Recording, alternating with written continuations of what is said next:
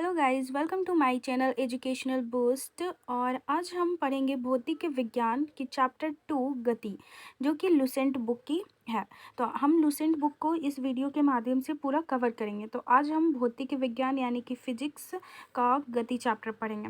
तो बिना टाइम को वेस्ट किए वीडियो को स्टार्ट करते हैं। और वीडियो को स्टार्ट करने से पहले जो भी हमारे चैनल में न्यू है वो हमारे इस चैनल को लाइक, शेयर एंड सब्सक्राइब जरूर करें। तो गति, तो हम सबसे पहले देखेंगे गति में अदिश राशि। ठीक है, अदिश राशि यानी कि स्केलर क्वांटिटी किसे कहते हैं? तो वैसी भौतिक राशियाँ जिनमें केवल परिणाम होता है, दिशा नहीं होता है, उसे अदिश राशि कहा जाता है। ठीक है, अगर इसको हम समझे तो वैसी भौतिक राशियाँ यानी कि वैसी फिजिकल क्वांटिटी जिनमें सिर्फ परिणाम हो, दिशा नहीं हो, उसे अदिश राशि कहते हैं। जैसे एग्जाम्पल में द्रव्यमान, चाल, आयतन, कार्य, समय, ऊर्जा इत्यादि। ठीक है, विद्युत धारा, करंट, ताप, टेम्परेचर, प्रेशर, ये सभी अदिश राशियाँ हैं। सेकेंड है हमारा सदिश राशि। तो सदिश राशि यानी कि वेक्टर क्वांटिटी, ये क्या होती है? वैसी भौतिक राशियाँ जिनमें परिणाम के साथ साथ दिशा भी होती रहती है और जो योग के निश्चित नियमों के अनुसार जोड़ी जाती है, उन्हें सदिश राशि कहते हैं। सदिश राशि का एग्जाम्पल है वेग, विस्थापन, बल, त्वरण आदि। फिर है दूरी यानी कि डिस्टेंस। दूरी किसे कहते हैं? किसी दिए गए समय अंतराल में वस्तु द्वारा तय किए गए मार्ग की लंबाई को दूरी कहते हैं। यह एक अदिश राशि है और यह सदैव धनात्मक यानी कि पॉजिटिव होती है। किसी भी दिए गए समय अंतराल यानी कि जो टाइम हमें दिया जाता है और उस टाइम में हम कितना दूरी तय करते हैं या कितना मार्ग तय करते हैं, तो उसे हम क्या कहते हैं? दूरी कहते हैं, डिस्टेंस कहते हैं। और ये हमेशा पॉजिटिव होती है। नेक्स्ट है हमारा विस्थापन, डिस्प्लेसमेंट। एक निश्चित दिशा में दो बिंदुओं के बीच की लंबवत न्यूनतम दूरी को विस्थापन कहते हैं। यह सदिश राशि है और इसका एसआई मात्रक मीटर होता है। ठीक है, और डिस्प्लेसमेंट यानी कि विस्थापन का एसआई मात्रक मीटर होता है और ये एक सदिश राशि है। इसका विस्थापन जो होता है ये धनात्मक और ऋणात्मक दोनों होते हैं, यानी कि पॉजिटिव एंड नेगेटिव दोनों होते हैं। नेक्स्ट पॉइंट है हमारा चाल, स्पीड। किसी वस्तु द्वारा प्रति सेकंड तय की गई दूरी को चाल कहते हैं। अर्थात चाल इज इक्वल टू दूरी बटा समय। यह एक अदिश राशि है और इसका एसआई मात्रक मीटर पर सेकंड होता है। चाल हम लोग उसे कहते हैं जो प्रत्येक सेकंड में दूरी तय करता है। ठीक है, तय की गई दूरी को हम लोग क्या कहते हैं? चाल कहते हैं और इसका एसआई मात्रक हमारा मीटर पर सेकंड होता है। नेक्स्ट पॉइंट है हमारा वेग, वेलोसिटी। किसी वस्तु के विस्थापन की दर को या एक निश्चित दिशा में प्रति सेकंड वस्तु द्वारा तय की गई दूरी को वेग कहते हैं। यह एक सदिश राशि है और इसका एसआई मात्रक मीटर पर सेकंड है। हम लोग त्वरण, एक्सेलरेशन, किसी वस्तु के वेग में परिवर्तन दर को त्वरण कहते हैं। अगर किसी वस्तु के जो वेग होता है उसमें अगर कोई परिवर्तन होता है तो उसे हम त्वरण कहते हैं। यह एक सदिश राशि है और इसका एसआई मात्रक मीटर पर सेकंड स्क्वायर होता है। यदि समय के साथ वस्तु का वेग घटता है तो त्वरण ऋणात्मक होता है, जिसे मदन कहते हैं।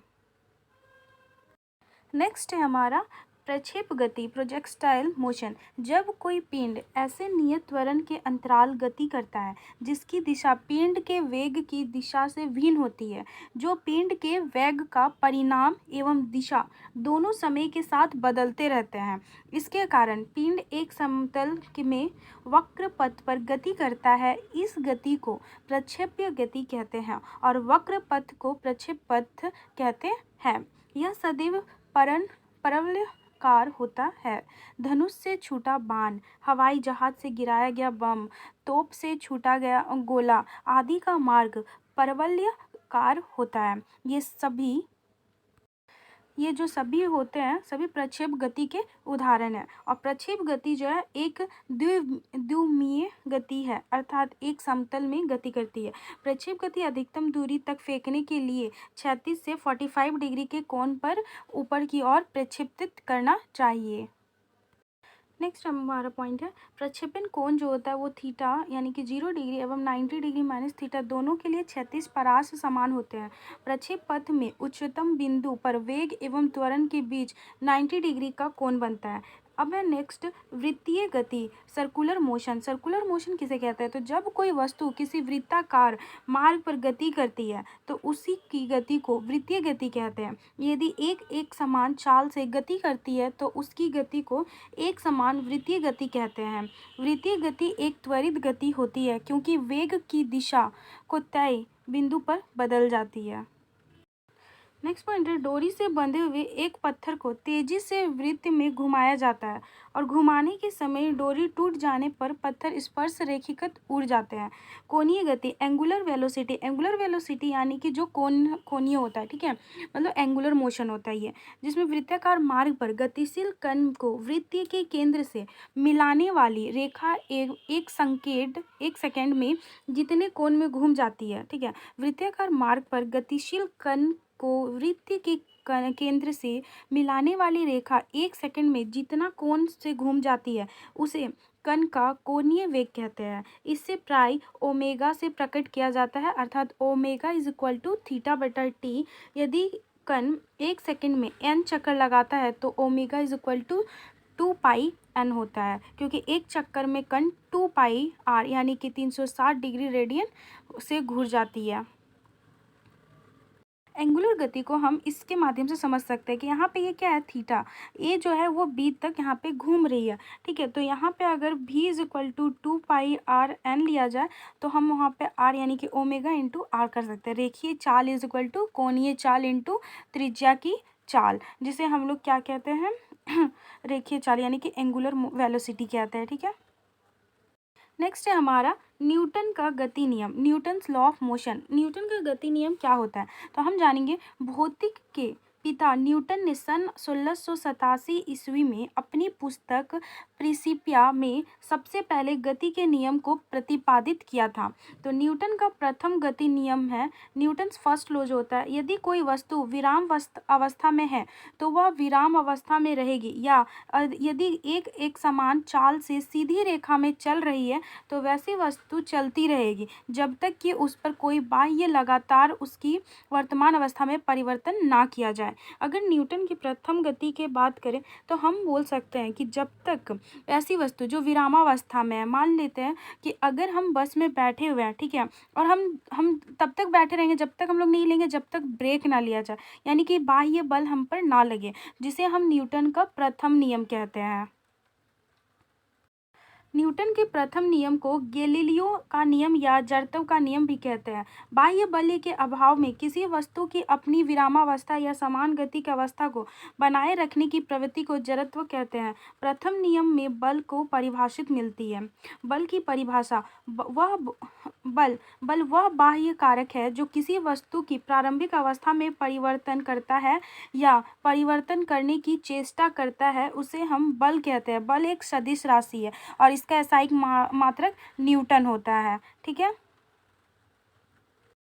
जड़त्व के कुछ उदाहरण है। जो पहला, ठहरी हुई मोटर या रेलगाड़ी को अचानक चल पड़ने पर उसमें बैठे यात्री पीछे की ओर झुक जाते हैं।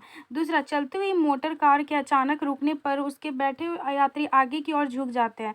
अगर हम बात करें जड़त्व के कुछ नियम, तो जैसे कि हम बताएं कि अगर हम लोग बस में बैठे हुए हैं, जब तक बस में कोई बाह्य बल यानी बस जब तक चलती नहीं है तब तक हम जो है वो आगे की ओर नहीं गिरते या फिर नहीं, जब तक ब्रेक ना लगे। तो इसी को हम लोग न्यूटन्स फर्स्ट लॉ कहते हैं। संवेग, संवेग किसे कहते हैं? मोमेंटम। तो किसी वस्तु के द्रव्यमान तथा वेग के गुणनफल, किसी वस्तु के द्रव्यमान तथा वेग के गुणनफल को उस वस्तु का संवेग कहते हैं, अर्थात संवेग इज इक्वल टू होता है वेग इंटू द्रव्यमान। यह एक सदिश राशि है और इसका एसआई मात्रक किलोग्राम मीटर पर सेकेंड होता है।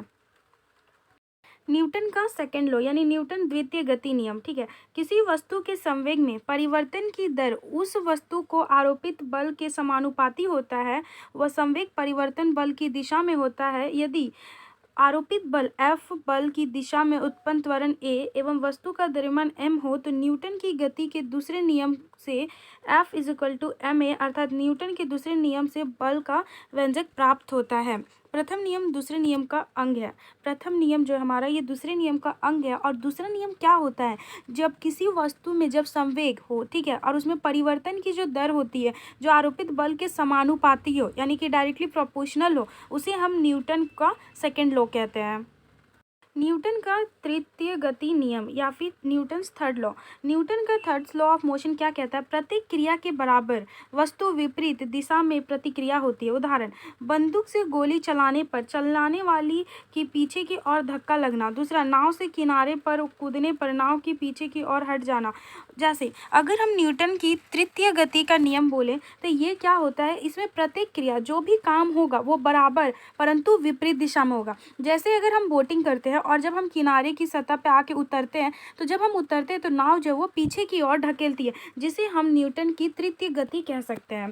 संवेग संरक्षण का सिद्धांत। अब हम पढ़ेंगे संवेग संरक्षण का सिद्धांत क्या होता है।